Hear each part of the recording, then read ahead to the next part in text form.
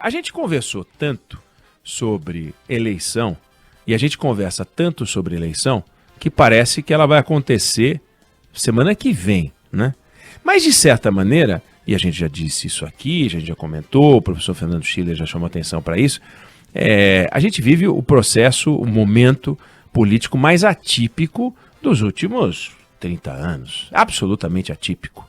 Nós não tivemos sossego político, eleitoral, desde o primeiro dia, seja o presidente da República, seja a observação da movimentação no PT, desde o primeiro dia do mandato do presidente Jair Bolsonaro, a gente fala sobre 22. É uma coisa incrível, né?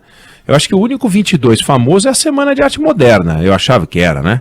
Que está completando 100 anos. Eu achava que era a semana de 22, era aquela, mas não. A gente tem o ano de 22, 2022, que é uma coisa inacreditável. Inacreditável, só que aquele era cultural. Esse é político, vai ser estudado na história esse 22, o 21, o 20, o 19 e o 18, como um momento incrível, né? Há fases da nossa história que são absolutamente espetaculares. Sem falar das datas mais chaves, né? Chegada da família real, independência, república. Mas assim, a gente tem momentos de ruptura, algumas institucionais, 1930, né? Risco de ruptura, quase ruptura, e ruptura, 1954, 55, a gente teve a eleição do JK e foi confirmada em 55, mas foi antecedida do suicídio do presidente da República, Getúlio Vargas, uma confusão com impeachment do vice-presidente, impeachment do presidente da Câmara dos Deputados, um golpe que acabou não acontecendo e que iria acontecer em 64, quando a gente de novo teve uma ruptura institucional da maior gravidade, que tem seus efeitos até hoje, efeitos do regime militar. Se a gente não tivesse tido o regime militar de 64, por exemplo, não teria havido a Constituição de 88. A Constituição de 1988 só existiu para restaurar o Estado de Direito, que 64 aboliu. Portanto, a gente estaria, provavelmente, sob o marco da Constituição de 46. Olha que coisa interessante. A gente teria a Constituição de 1946 hoje no Brasil, que ia ter uma porção de emendas, provavelmente, mas se a gente fizesse 1946 menos 2022, a nossa Constituição estaria completando 76 anos, né? Seria muito diferente do que a gente tem hoje, uma Constituição que completa 34 anos, né?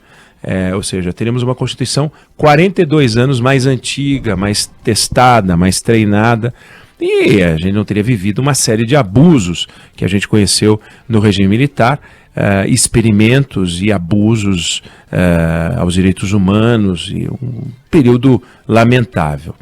E lamentável também o desgaste e a forma como, olhando no retrovisor, foi escrito uma carta constitucional que deixa seus efeitos aí, PEC atrás de PEC, mais de 100 PECs, para tentar tornar essa carta administrável, para que o Brasil possa conviver com essa roupa apertada que atrapalha e dificulta a ação. Todo instante a gente vê, não dá para fazer isso porque a Constituição não deixa, não dá para fazer aquilo que a Constituição não deixa. Algumas a gente festeja, outras nem tanto.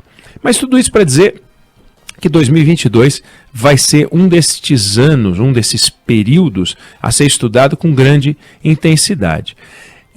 E aí, quando a gente olha para o que aconteceu da Constituição para cá, ou da redemocratização para cá, a gente vai ver que a nossa democracia é marcada pelo número 2, né? Nós estamos em 2022, mas é marcada pelo número 2. A gente tem uma democracia 222, a gente teve 2 processos de impeachment, Collor e Dilma, a gente teve 2 vice-presidentes, naturalmente, Itamar e Michel Temer, e a gente teve 2 políticos que entraram no governo e cumpriram o seu governo e entregaram a faixa para o sucessor. Collor não entregou, Itamar não foi eleito, Fernando Henrique entregou, Lula entregou e Dilma não chegou ao fim. E agora nós estamos indo para o terceiro presidente, este que vai entregar a faixa para o próximo ou para ele mesmo.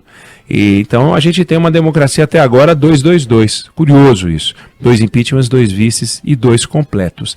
E os dois vices, por incrível que pareça, eles ensinam para a nossa democracia algumas coisas muito úteis para a compreensão do momento que a gente vive hoje. Olha que curioso. Collor e Dilma, que foram os presidentes empichados, criaram grandes crises.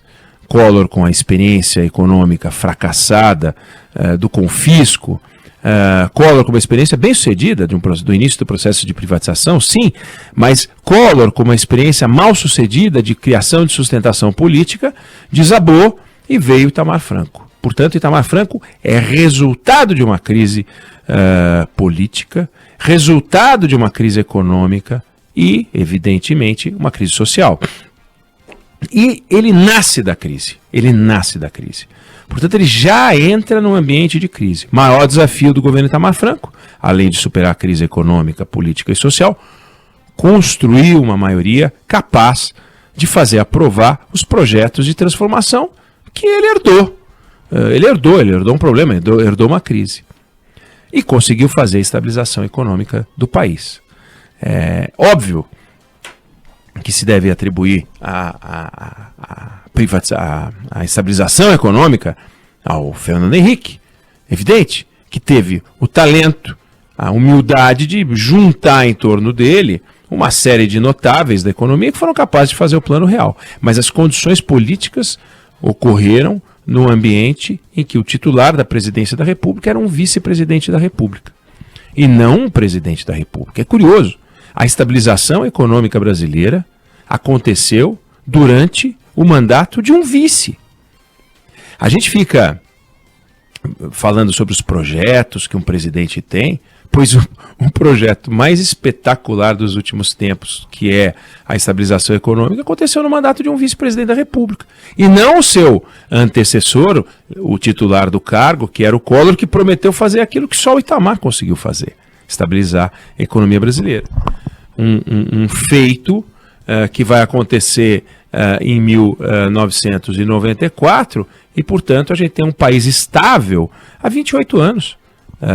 Quem tem mais de 28 anos de idade nasceu sob um regime instável economicamente. Aí você vem, com o tempo, vem Lula, passa o seu governo, passa a faixa para Dilma, cai a Dilma. Pública. Que tem uma peculiaridade em relação aos governos anteriores, que talvez tenha sido o primeiro governo que chegou com um projeto de governo escrito, analisável, e que surgiu antes do presidente tomar posse. Quando a gente vê o programa Ponte para o Futuro, feito pelo Michel Temer, com a equipe dele, o Ponte para o Futuro surgiu, um programa de governo entregue a então presidente Dilma Rousseff, que ignorou. Eu não vou dar cartaz para esse homem, eu não vou dar cartaz para essa turma. Eles que se danem, isso é MDB, tudo bando de malandro, esse pessoal aí quer tomar o meu governo. Pois cai a Dilma e o Michel Temer tem um programa Ponte para o Futuro, que inclui a criação do teto de gastos, que a gente está implodindo agora, que é o que segurou a economia brasileira, que inclui lei de responsabilidade das estatais. O saneamento das estatais começa no governo Michel Temer. A gente olha o que foi o governo Michel Temer, que muita gente, quando fala a respeito dele, diz, puxa vida, tá aí um nome, puxa vida, tá aí um cara que a gente tem que tirar o chapéu. Na hora a gente falava mal, mas olha, parece que no governo dele, pois, Itamar Franco e Michel Temer são dois vice-presidentes. Por que dois vice-presidentes conseguiram dar uma lição aos presidentes e à política? Não porque fossem políticos que no momento em que apareceram fossem campeões de votos e pudessem, portanto, disputar a eleição presidencial naquele momento. Eles não tinham essa força, do contrário, teriam disputado a eleição presidencial e não ter companheiros de chapa dos que tinham força eleitoral, no caso o Collor e depois o PT, a Dilma. Mas os dois têm uma característica. Primeiro, pertencem a um partido grande, o MDB. Na época PMDB, depois MDB. Partido grande. e não uma aventura, um partideco sem estrutura. O MDB é um partido gigantesco, então os dois pertenciam a partidos grandes.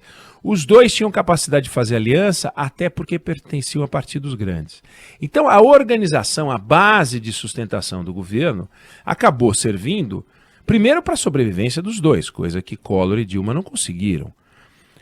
Segundo, para aprovação de projetos da maior importância, a estabilização econômica de 94 e a estabilização, também um processo de intensificação institucional no governo Michel Temer, que conseguiu segurar 2 pedidos de impeachment, né, na verdade, autorização para a investigação do Supremo, do atirador-geral da República, o Rodrigo Janot, um procurador que queria derrubar o Michel Temer, e em 2 ocasiões o Temer conseguiu segurar a votação na Câmara dos Deputados, porque tinha o que a Dilma nunca teve, o que o Collor nunca teve, que é sustentação política. Resultado de 3 cafés da manhã todo dia, 4 almoços, 5 jantares com os deputados e tal. Quando o presidente não tem isso, fica muito difícil.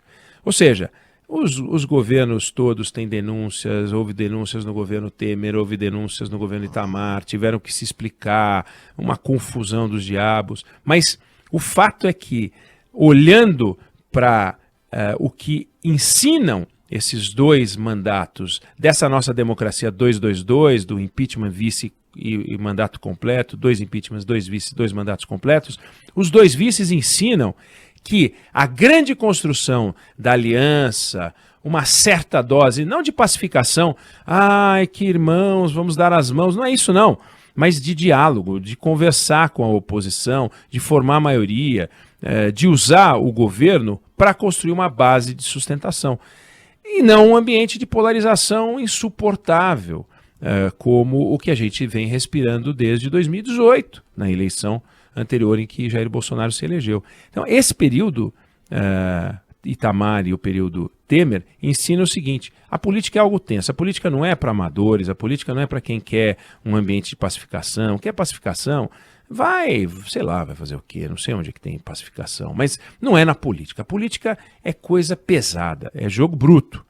Mas o jogo bruto no mundo das ideias, o jogo bruto no confronto ideológico, o jogo bruto no combate aos projetos da oposição versus governo, isso é do jogo jogado. Agora, o jogo bruto da baixaria, o jogo bruto da rede social, o jogo bruto da acusação leviana, o jogo bruto da fake news, que a gente vê de parte a parte hoje, isso a pequena política.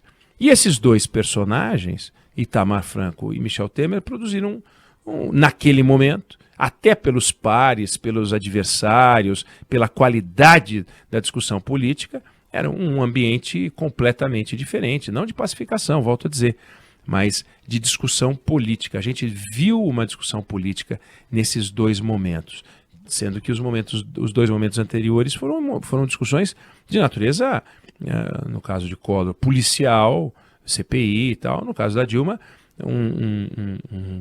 destruiu a economia com as ações absolutamente irresponsáveis que ela patrocinou, junto com o seu Ministério da Economia absolutamente alucinado, e em seguida uma pedalada que levou ela para o cadafalso. De forma que hoje, um dia para a gente olhar, a nossa democracia no campo político não é das coisas mais exemplares. A gente teve 44 presidentes, de Deodoro a Bolsonaro, dos quais 25 não foram eleitos, gente. Me refiro a todos os ocupantes da presidência da República. 25 não foram eleitos, só 18 foram eleitos.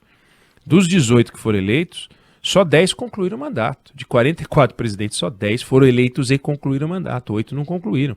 Então é uma coisa muito instável. E nesse ambiente de instabilidade, a gente olha para a contribuição dos vices e vê, olha, ali tem um ensinamento. O ensinamento é construção da política pela política. É isso que está faltando. Então quando a gente vê que não tem uma terceira via, não tem mas nós estamos sem terceira via. Nós tivemos 22 candidatos em 89, nós tivemos 6 candidatos em 2002, 12 candidatos em 1998. O candidato não falta, e agora vai ter também um monte de candidato. Não tem o terceiro projeto. Aliás, não tem o primeiro projeto. Tem o gogó do atual presidente e o gogó do PT. Agora, projeto não tem. Então, não está faltando a terceira via, está faltando o primeiro projeto. E sem esse projeto, a discussão política fica frouxa, fica só no sapatinho, só no gogó, não funciona.